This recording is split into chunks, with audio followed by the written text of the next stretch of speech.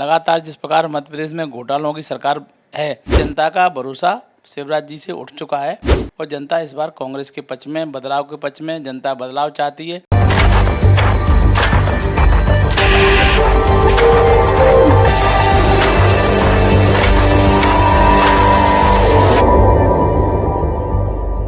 नमस्कार, India news in खबर में आपका स्वागत है। मध्य प्रदेश समेत 5 राज्यों में विधानसभा के चुनाव होने हैं। महज 1.5 महीना बचे हैं। मध्य प्रदेश वो प्रदेश है जहां पे 18 साल से बीजेपी की सरकार है। मामा शिवराज न जाने चुनाव के मौके पे कौन कौन सी योजनाएं घोषित कर रहे हैं लोगों को अट्रैक्ट करने के लिए। लेकिन इस बार लड़ाई बहुत भीषण होगी। लड़ाई तो पिछली बार भी भीषण हुई थी और कांग्रेस ने कड़ी टक्कर दी थी, सरकार भी बना ली थी, लेकिन बीच में हो गया दल बदल। इस बार क्या होने वाला है?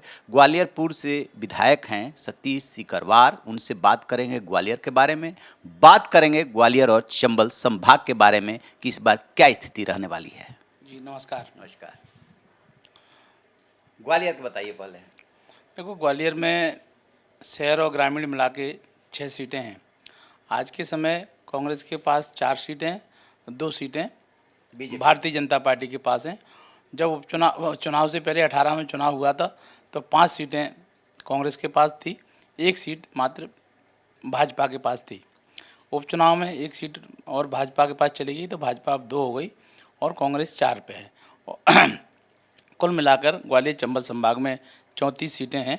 उसमें ग्वालियर ज़िले में 6 सीटें हैं। और इस बार का जो चुनाव होगा बड़ा ही रोचक चुनाव होगा, क्योंकि इस बार का चुनाव भारतीय जनता पार्टी और जनता के बीच में चुनाव है। कांग्रेस के साथ जनता खड़ी है और शिवराज जी की जो योजना है उन योजनाओं पर जनता को भरोसा नहीं है, क्योंकि पिछले 18 सालों में इन्होंने 21,000 घोषणाएँ की हैं। उसमें 21 घोषणाओं पर भी पूरा अमल नहीं हुआ है। लोग इनको घोषणा वीर मुख्यमंत्री भी कहते हैं। जो आए सो किसी की भी घोषणा कर देते हैं, लेकिन उसके बाद ये भूल जाते हैं कि मैंने क्या घोषणा की है। तो इसलिए जनता का भरोसा शिवराज जी से उठ चुका है और जनता इस बार कांग्रेस के पक्ष में, बदलाव के पक्ष में, जनता बदलाव चाहती है और जनता पूरी तरह इस बार कांग्रेस की सरकार बनाने के लिए मन बना चुकी है।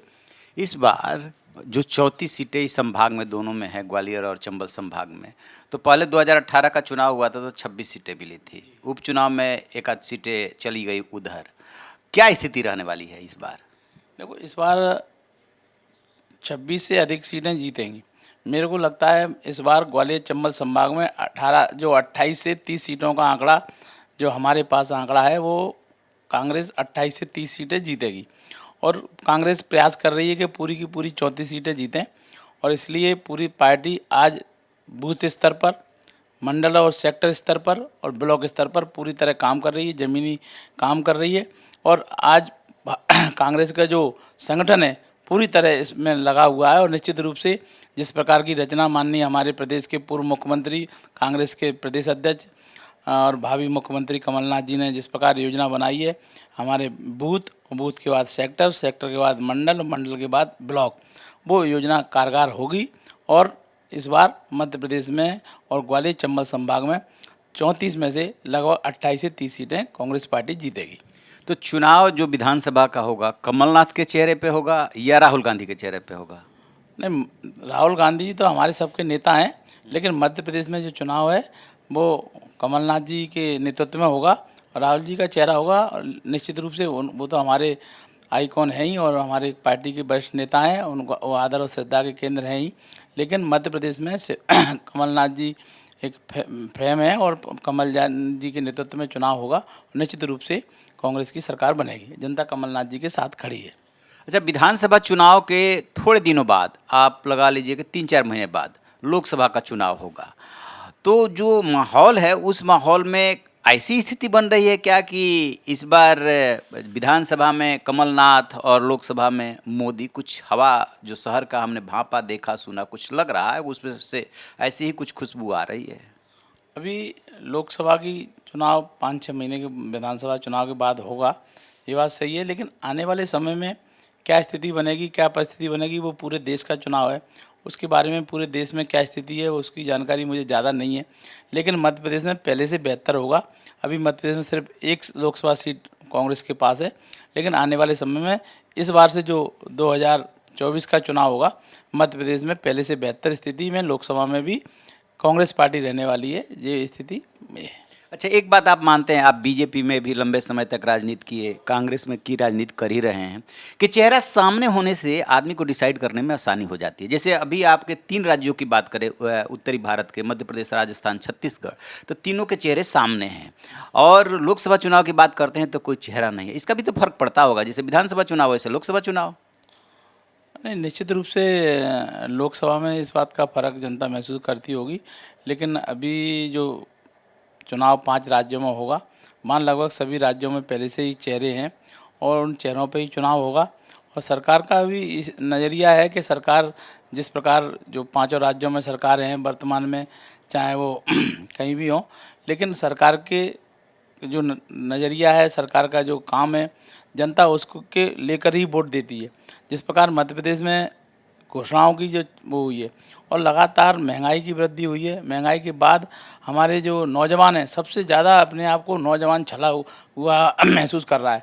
लगातार जितने घोटाले हुए हैं अभी तक, जितनी भी परीक्षाएं हुई, नौजवानों को मौका नहीं मिला, परीक्षा हुई नहीं।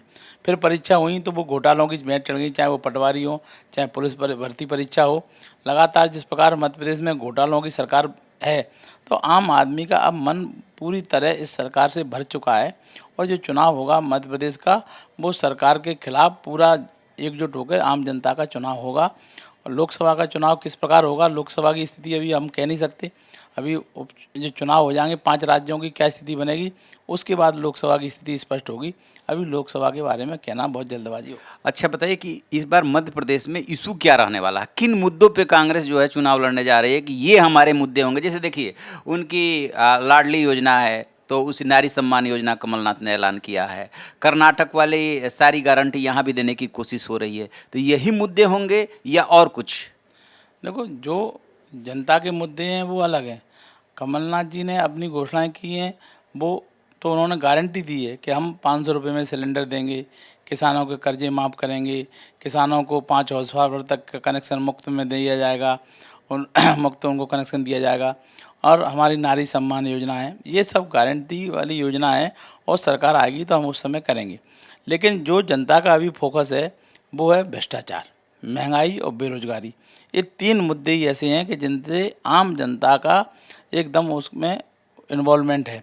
आम आदमी परेशान है महंगाई के चलते। आज टमाटर का भाव हो रहा है, दाल दलहन तेल मिर्च क्या भाव हो रहा है, तो आम आदमी 2 वक्त की रोटी नहीं खा पा रहा। ऊपर में मध्य प्रदेश में जो भ्रष्टाचार व्याप्त है, बिना पैसे के, बिना रिश्वत के कोई काम नहीं होता।